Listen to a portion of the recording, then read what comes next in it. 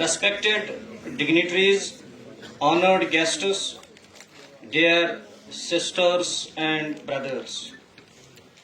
It is both an honor and a privilege to stand before you today at this historical conference, where we unite as one voice, one movement for the protection and enforcement of the constitutional rights of minorities in India. As both Islam and Sikhism is based upon the principles of equality and impartiality, this conference serves as important platform for unity among the communities. Here we have gathered today not as separate communities but as partners in the shared legacy of resistance, resilience and unity.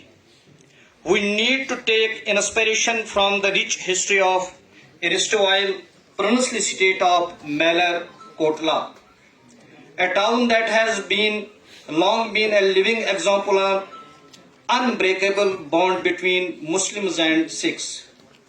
From the time of Mughal era to the challenges of partition, the people of Malar-Kotla have upheld the values of fraternity, trust and mutual respect.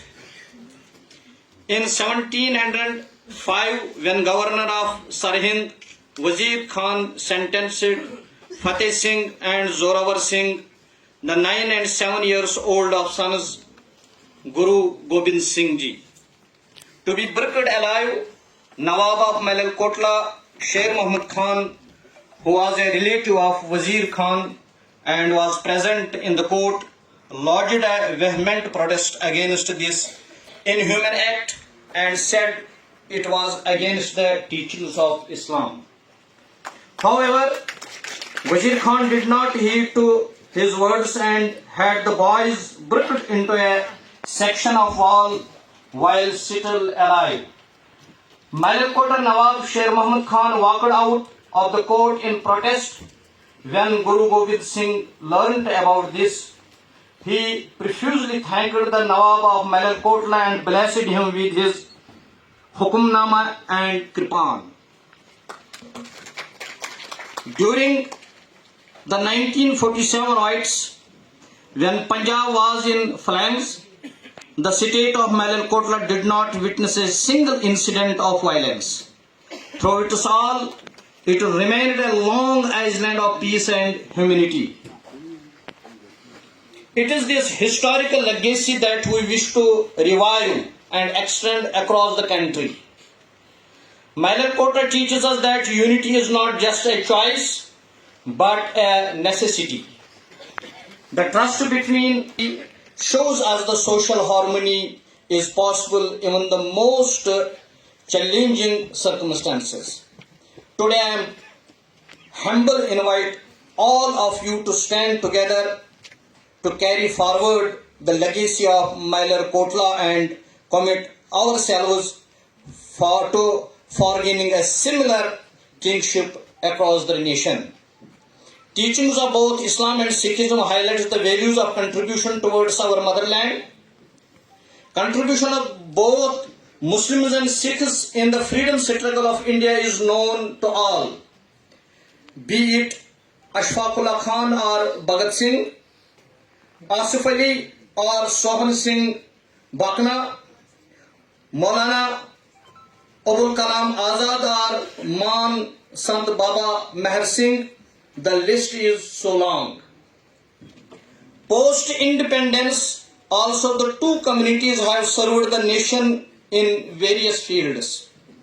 Be it Zakir Hussain, Muhammad Hidayatullah, Fakhruddin Ali Ahmad, APJ Abdul Kalam or Dr. Manmohan Singh, Gyani Zail Singh, Jagdi Singh Khera, be it Dr. Israr Ahmad, Dr. Sayyid Zuhur Qasim, Dr. CM Habibullah or Khushdev Singh, Rajkumari Amrit Kaur, Jasbir Kaur, their contribution to the country and humanity is admirable and motivating.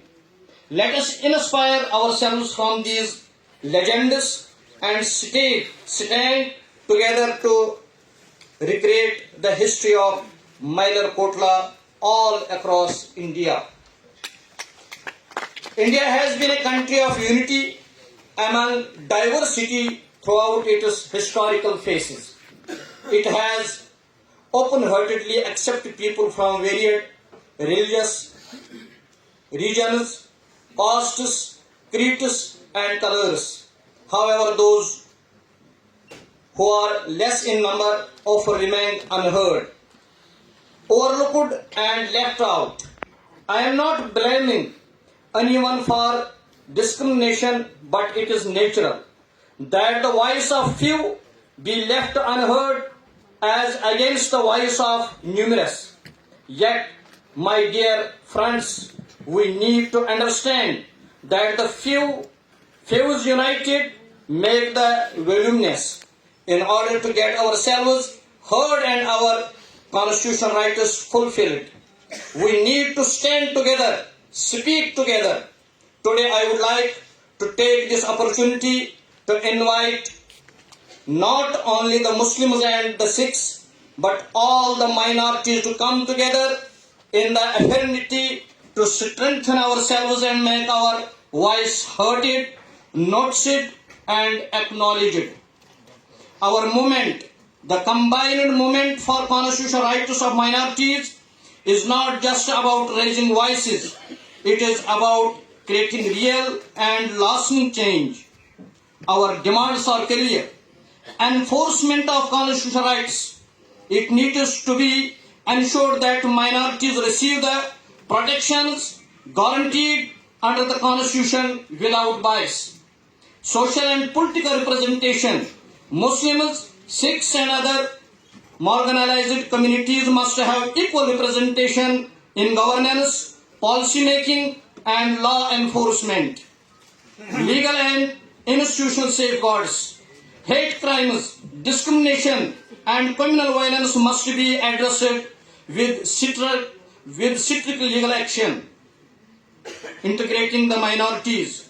We must take this movement beyond and conferences and speeches, reaching villages, towns, and cities to educate, organize, and empower our communities. Furthermore, this is not just about the Muslims or Sikhs alone. It is the every marginalized community in India. If we stand together, shoulder to shoulder, we can reclaim the true essence of our nation.